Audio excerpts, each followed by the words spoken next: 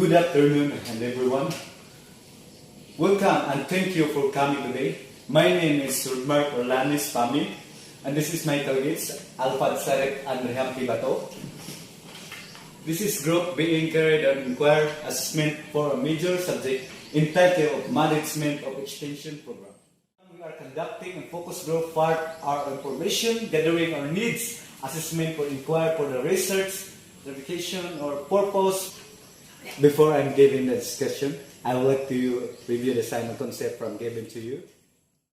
Alpad, please distribute the concept form.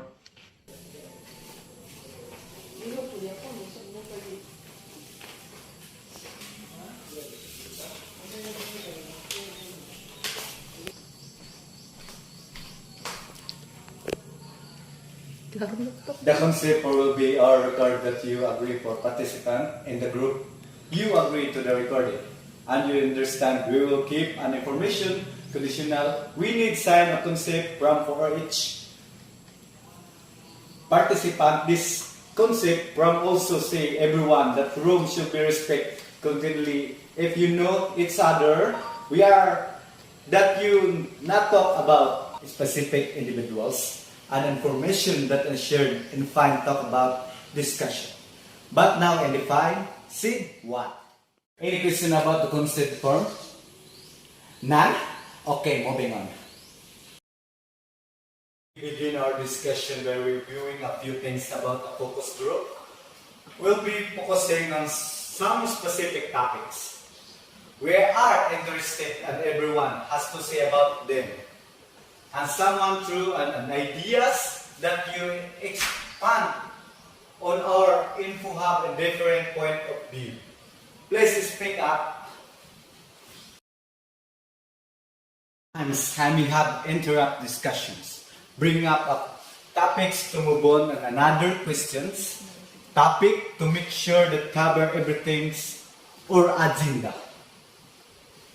Let's go around the room and have each you introduce yourself, give your first name and nickname until you ask affiliation with this college institute. We did you decide to join the group today?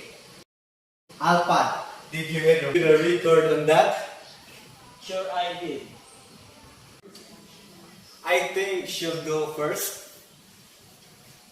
Hello everyone, I am Alfad Sarek. I'm currently living at Aurora, Zamboanga.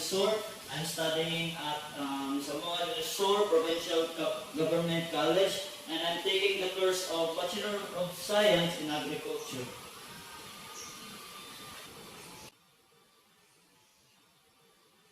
Good day everyone, I am Rehampi Bato. I am today's report writer. And I am fourth year student in Bachelor of Science in Agriculture and Poblacion, Aurora, Zamboanga del Sur. My name is Krisha A. Canyete. I'm fourth year college taking course of Bachelor of Science in Agriculture. The reason why I joined this focus group discussion is to share my thoughts and to know more about the problems that we need to discuss.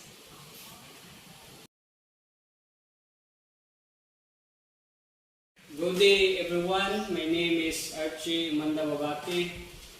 Fourth year college taking a Bachelor of Science in Agriculture. I joined this FGD or focus group discussion is to know of agriculture facing today. I am Leslie Joyce Redondo, a fourth year student from GDSPGC. So the reason why I joined this focus group discussion is to be aware of the different issues that we have in agriculture today. Hello everyone, I am Joanne Rivera Figueras. I am fourth year student at ZDS-PGC. I decided to join this group discussion because I want to know the different issues that we are facing today.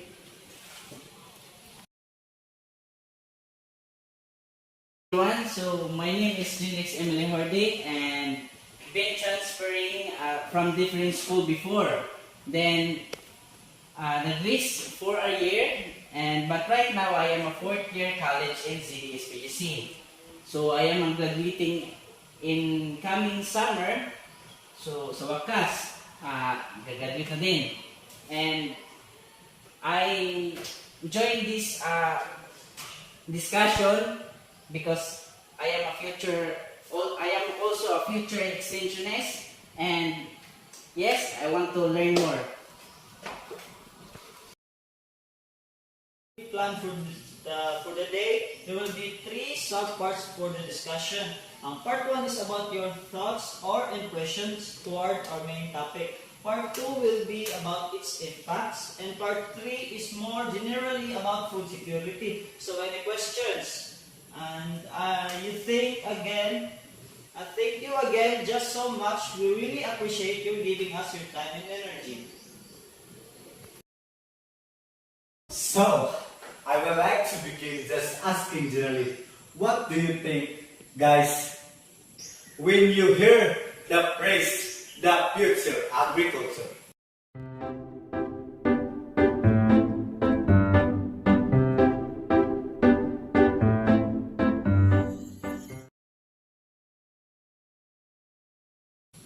When I consider the future of agriculture, I see growing labor shortage. There might be many reasons for this, such as perception that farming is hard work, so relatively low paying with no career ladder. Well, and I can't be helped since the visibly noticeable the farmers of standing in our country. They are treated very poorly. That might have been through a generation ago, but not now. Agriculture labor is increasingly automated, from GPS-driven tractors to aerobic diaries.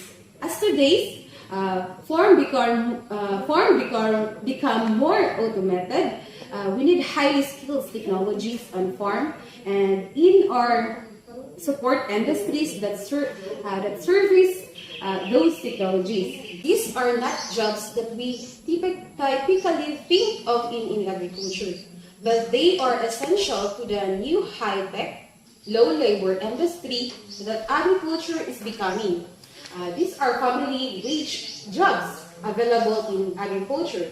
If people are willing to work hard to feed growing population, will need precision agriculture to extend the productivity of our finite man.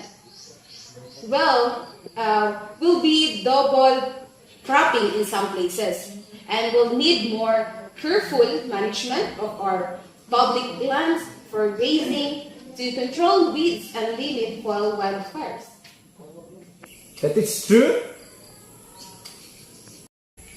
Certainly, since the future will also bring more pressure on the infinite natural resources, especially water, and especially on the fars of the farm places in Tukuran, where water is particularly precious. Farmers are now using pivots instead of flood irrigation, and might possibly use satellite-driven sensors to monitor soils, moisture, and evaporation at micro scales in the future.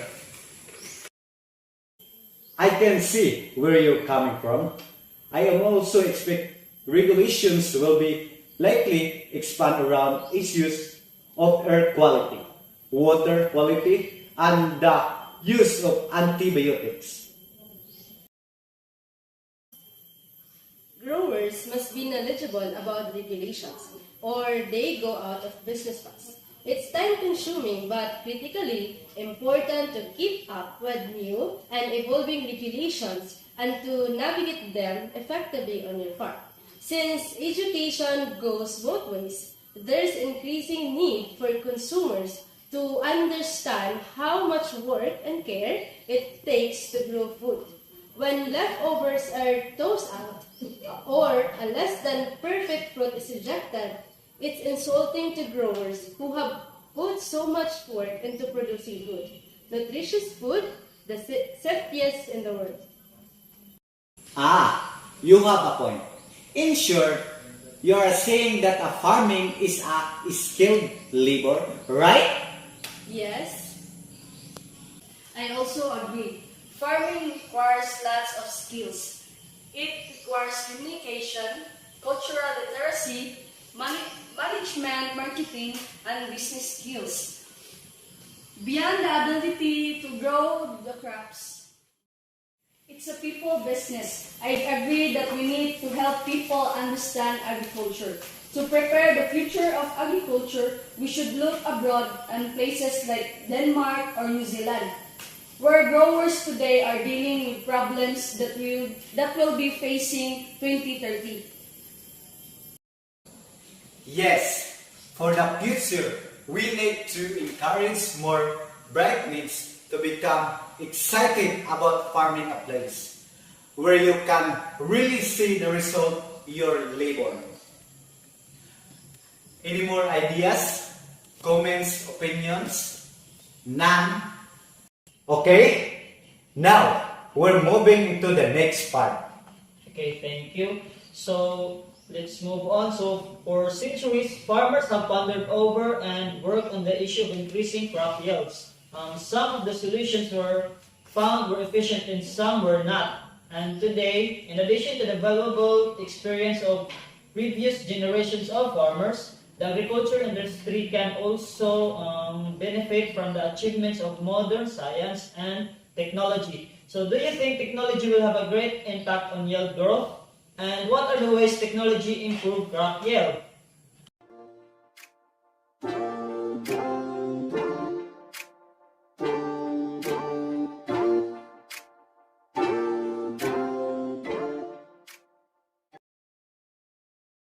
Yes, technology has a great impact on yield growth.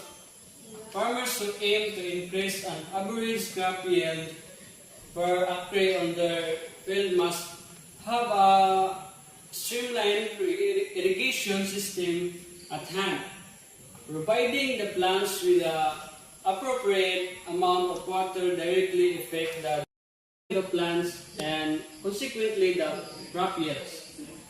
Effective irrigation of farmland is closely linked to weather forecast. So, main through the proper irrigation in increase the growth yield of crop, how it connected to technology? You're right. So these technologies, special application and software for farmers provide assist to hyper-local weather forecast. It's open the door for precision irrigation and follows agrarians to plan in advance and organize irrigation of their fields in most accurate and efficient manner. Aside from that, what else? That's true. To help meet the world's demand for food, more farmland and more irrigation may be needed. Aside from that, we also need to protect our crops from weeds and pests. Agrarians cannot maximize their crops' yield unless they minimize the impact of weeds.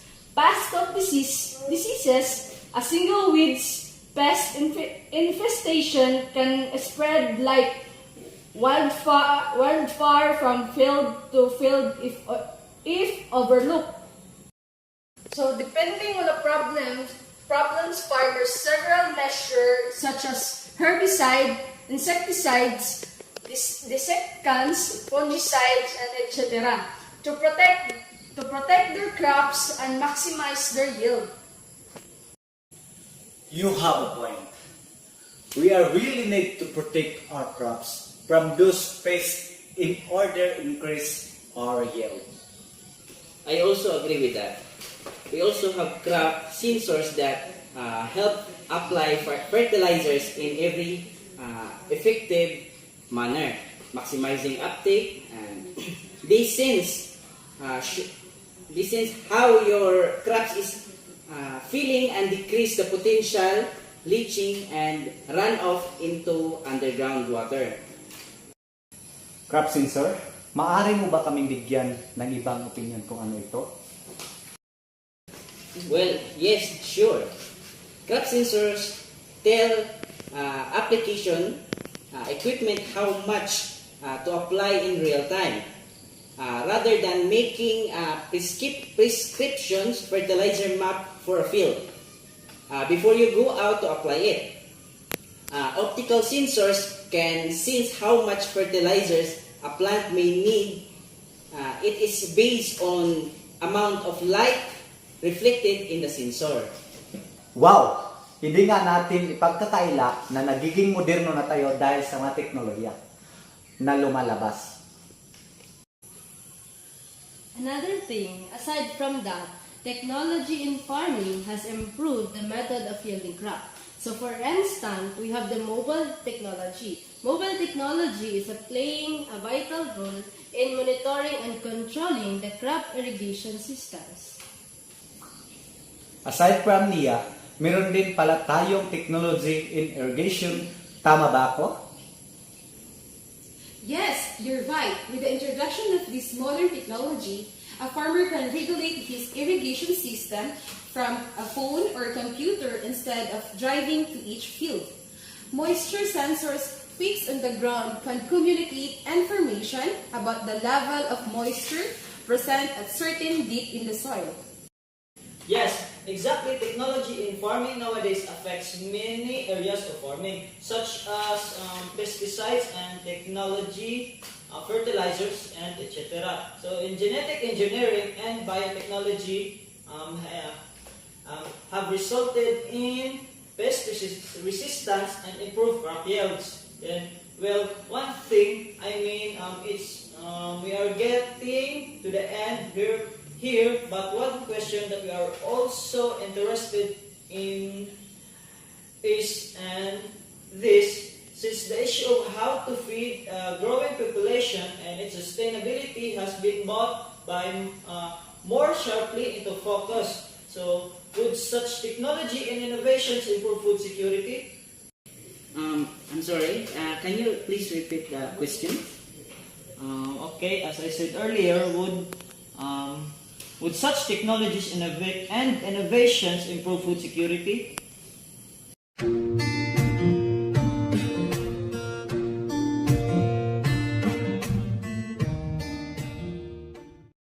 So, with current production methods, I can think it's possible for a city to feed itself and to supply all the diverse fruit and vegetables consumers want.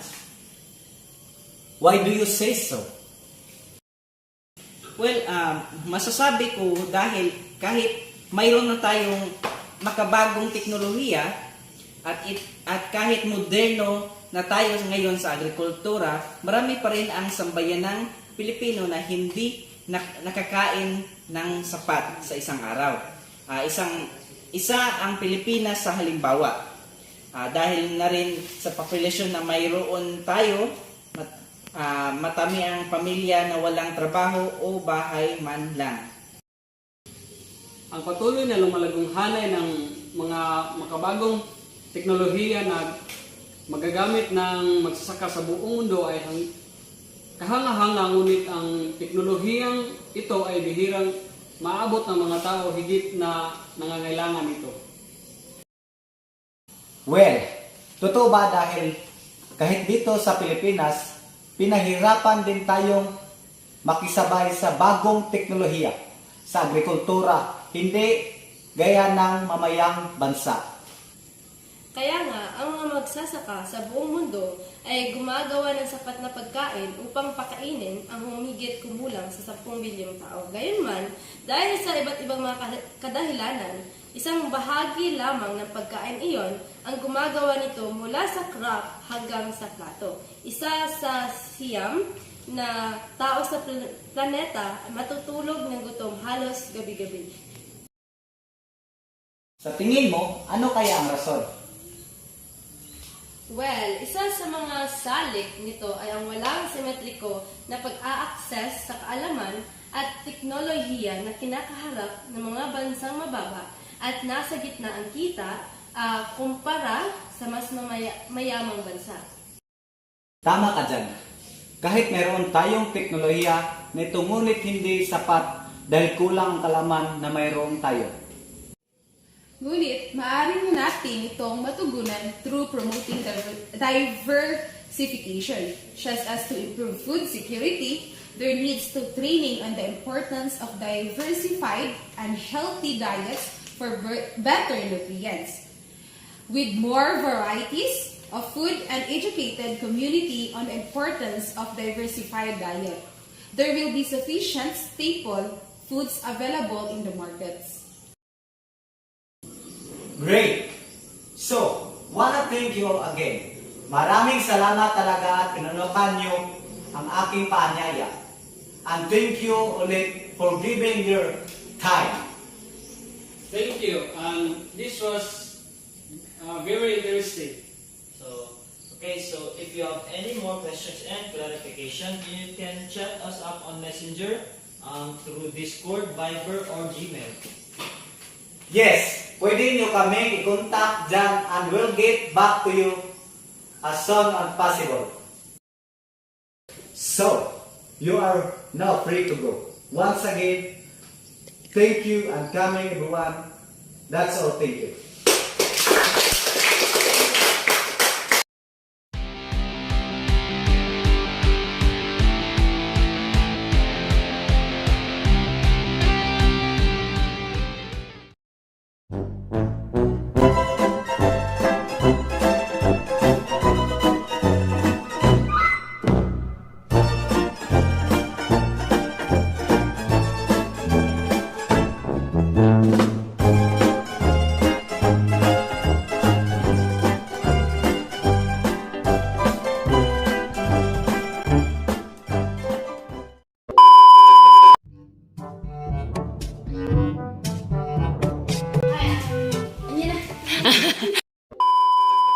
Facing today.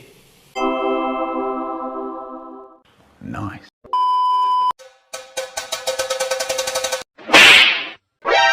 NANI? So, I'd like to begin just asking generally, what do you guys think when you hear the phrase, the future agriculture? Scars, takot na akong masugatan. Mga dating luha ko ay napunasan. Okay, 1, 2, 3, 4. Ah, you have a point.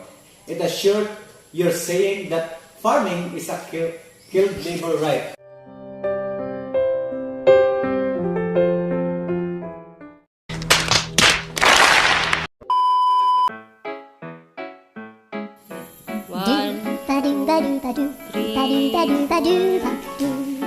It's a people business. I agree that we need to help people understand agriculture. To prepare the future of agriculture, we should look abroad at places like Denmark or New Zealand, where growers today are dealing with problems that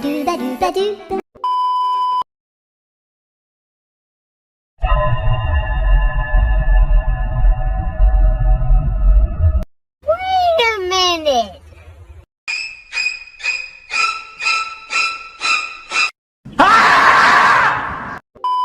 3, 4.